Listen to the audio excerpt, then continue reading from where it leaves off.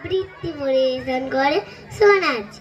শুনতে পেলু পোস্তাগি, তোমার নাকি মেয়ের বিয়ে, গঙ্গারামকে পাত্র পেলে জানতে চাও সে কেমন ছেলে?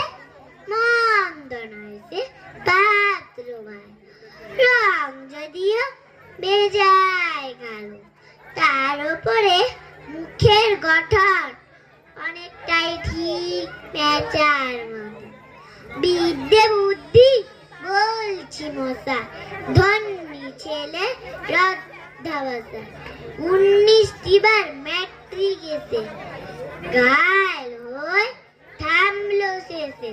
বিশেষ অসর গরিব বেজা, কষ্টে সৃষ্টে দিন চলে যা। মানুষ তো না ভাইগুলো তা, একটা পাগল একটা গোয়া, আরেকটি সে তৈরি ছেলে, জাল করে নোট গেছেন জেলে। কনিষ্ঠটি তবলা বাজায়, যাত্রা দলে 5 টাকা পায়।